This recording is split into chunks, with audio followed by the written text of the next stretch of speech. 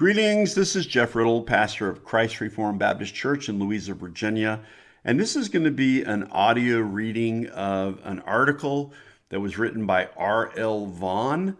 The article is titled, Why Which Textus Receptus, and it appeared on R.L. Vaughn's blog, Seeking the Old Paths. Vaughn is the pastor of Old Prospect Baptist Church, which meets near Mount Enterprise, Texas. And I'm going to read the article with the author's permission. I'm going to post the article on my blog at jeffriddle.net, and I'll also post a link there where you can read the article as it originally was posted to the Seeking the Old Paths blog. It was posted there on Wednesday, March 16th of 2022 under the title, Why Which Textus Receptus? And there's also some prefatory material before the article that's under the title, Which Textus Receptus and Related Online Responses. It includes a link there to Mark Ward's article, which appeared in the Detroit Baptist Theological Journal, which was titled, Which Textus Receptus? A Critique of Confessional Bibliology.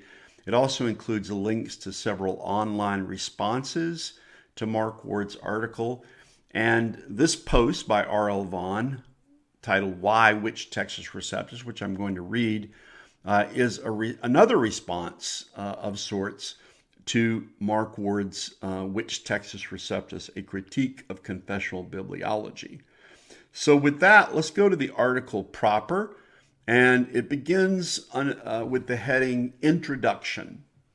In 2020, Detroit Baptist Seminary Journal published Mark Ward's Which Textus Receptus? A Critique of Confessional Bibliology. 2 years later, Mark Ward believes this has not been answered. 2 years later, I have found about a half dozen answers to Which Textus Receptus? This discrepancy apparently is that the writers believe they have answered Ward, and Ward believes they have not. This addition to the pot is not my answer to, but some thoughts on Mark Ward's Which Textus Receptus. Next heading, Which TR is not a question of fact. Why does Mark Ward ask Which Textus Receptus? The question is not a question of inquiry about a fact. By that, I mean Mark does not actually want or need to know whether Robert Vaughn uses the 1881/1894 Scrivener, Doug Wilson uses the 1550 Stephanus, and so on. He is already aware, for example, that, quote, there is one edition of the Greek New Testament that, in brackets, the mainstream KJV only movement, in bracket, consistently uses in its various educational institutions. Scrivener's TR, particularly the edition put out by the Trinitarian Bible Society, end quote. He further notes, quote, this 29th and final TR is the one used today by basically all who prefer the TR, end quote. In addition, quote, various influential defenders of the TR have pointed to Scrivener, in parentheses, Riddle, True Love, the Trinitarian Bible Society, and many others, closing parentheses. Stephanus, in parentheses, Douglas Wilson, and Beza, in parentheses, Chuck Surratt, who later pointed to Scrivener instead, in parentheses, as the best, or in some cases, the perfect exemplar of the TR tradition, end quote. That which TR is not a question of fact can be seen when Mark answers his own question. Regarding the group discussed first, he says, quote, the answer of mainstream KJV onlyism to the question which TR is the King James Version, end quote. Regarding the second group, he summarizes, quote, confessional bibliology's answer to the question which TR is the King James Version, end quote. So there you have it. Mark Ward is not inquiring of us who use the Textus Receptus to find out which TR we use or what we believe about it.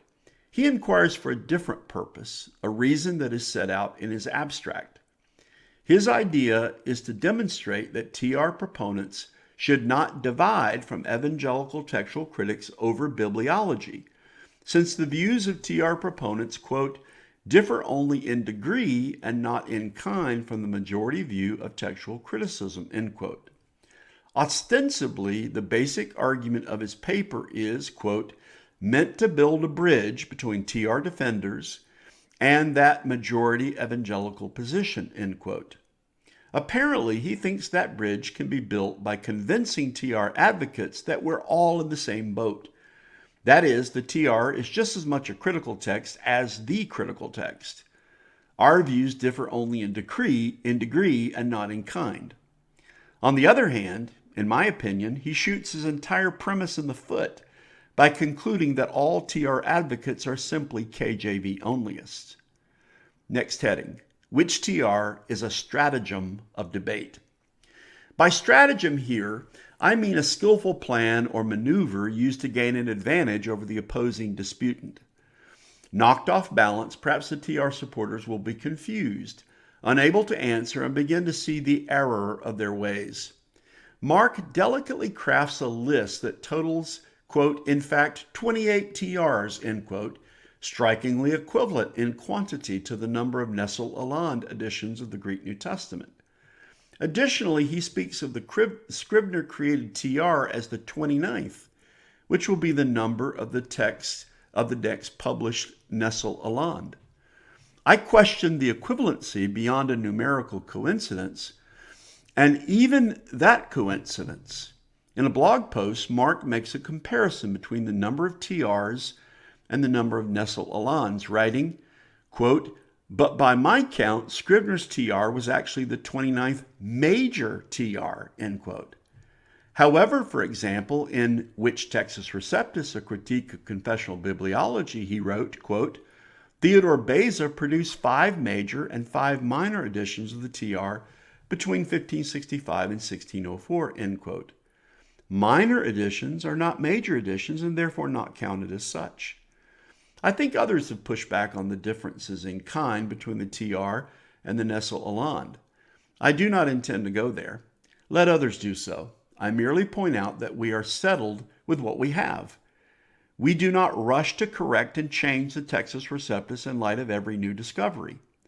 All must acknowledge that it is true because that is one of the continual complaints of modern textual critics to TR advocates.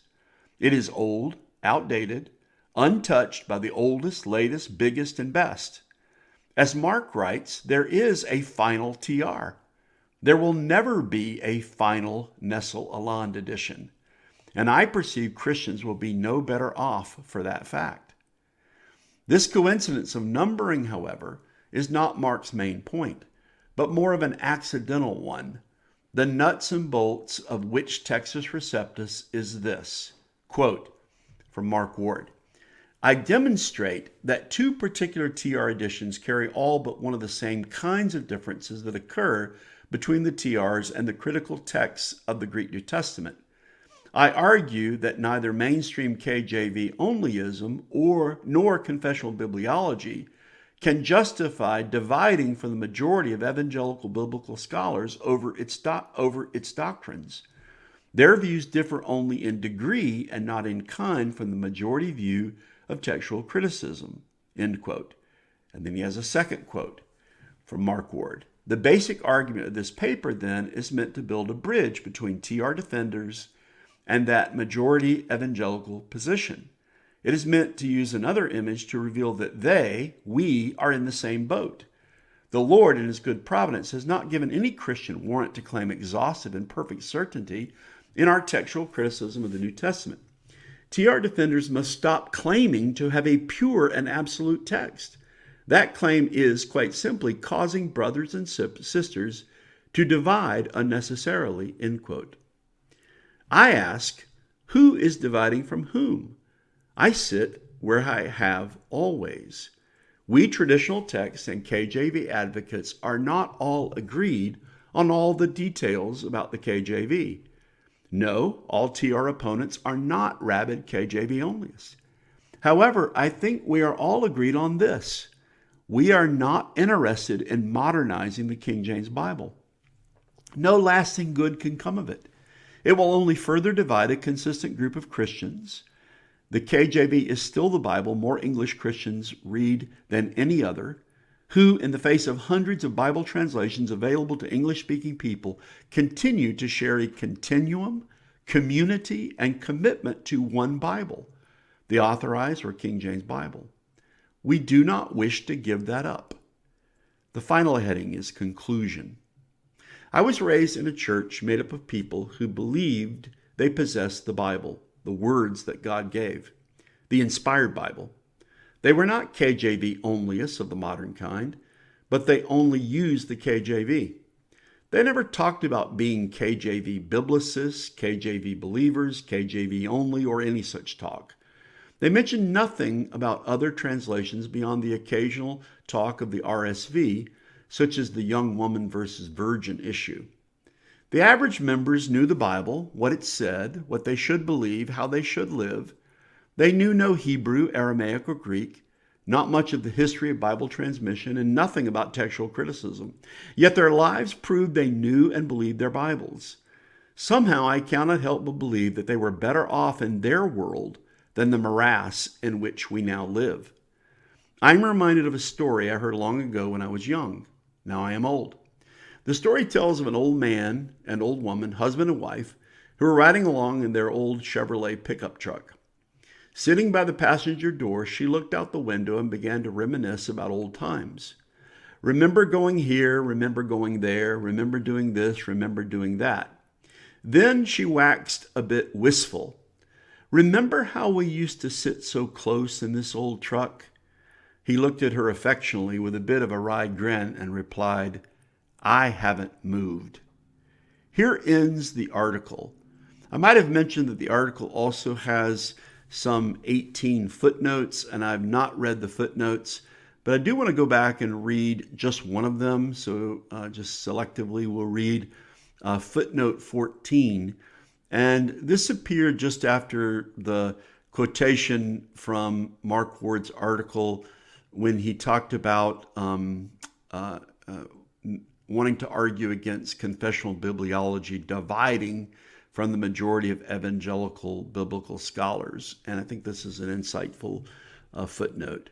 Vaughn writes, causing brothers and sisters to divide could encompass actively splitting churches or simply something keeping us from working together.